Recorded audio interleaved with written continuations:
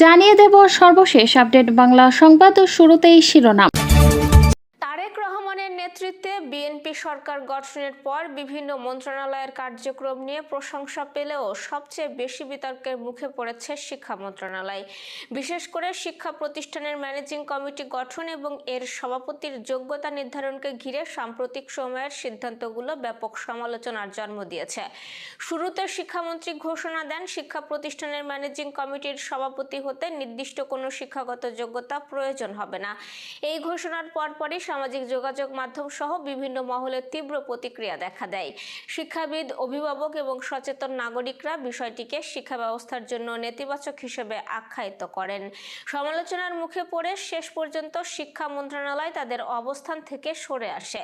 পরবর্তীতে গত 16 মার্চ একটি পরিপত্র জারি করা হয়, যেখানে কলেজের ম্যানেজিং কমিটির সভাপতি হওয়ার ন্যূনতম যোগ্যতা স্নাতক নির্ধারণ করা হয়। তবে উল্লেখযোগ্য বিষয় হলো, পূর্বে এই পদে স্নাতকোত্তর ডিগ্রি বাধ্যতামূলক ছিল, ফলে যোগ্যতার মান কমিয়ে আনা হয়েছে বলে নতুন করে সমালোচনার সৃষ্টি হয়। এদিকে শিক্ষামন্ত্রী একাধিকবার শিক্ষা প্রতিষ্ঠানকে দলীয় প্রভাবমুক্ত করার কথা বললেও বাস্তবে তার প্রতিফলন নিয়ে প্রশ্ন উঠেছে। বর্তমানে একটি পরিপত্র অনুযায়ী কোনো সংসদ সদস্য শিক্ষা প্রতিষ্ঠানের ম্যানেজিং কমিটির সভাপতি হতে পারবেন না। তবে শিগগিরই এই বিধানে পরিবর্তন এনে এমপিদের সভাপতি হওয়ার সুযোগ এনে দেওয়া হতে পারে, এমন ইঙ্গিত দিয়েছেন শিক্ষামন্ত্রী। এই সম্ভাব্য সিদ্ধান্ত শিক্ষাঙ্গনে রাজনৈতিক প্রভাব বৃদ্ধির আশঙ্কা আরও বাড়িয়ে দিয়েছে। রাজধানী ঢাকার যানজট নিরসনে একগুচ্ছ মেগা পরিকল্পনা নিয়েছে সরকার। আগামী এপ্রিলের মধ্যেই এই পরিকল্পনার আলোকে দৃশ্যমান পরিবর্তনের লক্ষ্য নির্ধারণ করা হয়েছে। মঙ্গলবার সচিবালয়ে প্রধানমন্ত্রীর দপ্তরে অনুষ্ঠিত এক বিশেষ সভায় ঢাকার ট্রাফিক ব্যবস্থাপনা আধুনিকায়ন ও যানজট নিরসনে বেশ কিছু সিদ্ধান্ত নেওয়া হয়েছে। সভার সিদ্ধান্ত অনুযায়ী ঢাকার 120টি পয়েন্টে ট্রাফিক সিগন্যাল দেশীয় পদ্ধতিতে অটোমেশনের আওতায় আনা হবে।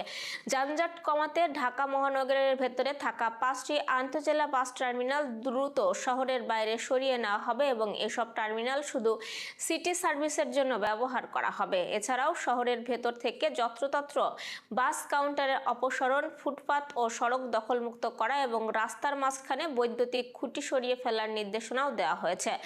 আধুনিকায়ন প্রক্রিয়ার অংশ হিসেবে ঢাকা সিটি বাসগুলোকে জিপিএস সিস্টেমের আওতায় আনা হচ্ছে। রেল ক্রসিংগুলোতে ম্যানুয়াল ব্যবস্থার পাশাপাশি চালু হচ্ছে অটো সিগন্যাল লাইটিং। সাধারণ মানুষের যাতায়াত সহজ করতে অধিকাংশ ফুটওভার ব্রিজ, চলন্ত সিঁড়ি এবং হাসপাতাল সংলগ্ন ব্রিজগুলোতে দেশীয় প্রযুক্তির লিফট স্থাপন করা হবে। এছাড়াও শহরের চারপাশে নতুন বাইপাস সড়ক এবং ভেতরে ওভারপাস ও আন্ডারপাস নির্মাণের উদ্যোগ নেওয়া হয়েছে। ঢাকার 2 সিটি কর্পোরেশনের প্রশাসকরা আশা প্রকাশ করেছেন যে আগামী 7 এপ্রিলের মধ্যেই প্রস্তাবিত অধিকাংশ পরিকল্পনা বাস্তবায়িত হবে।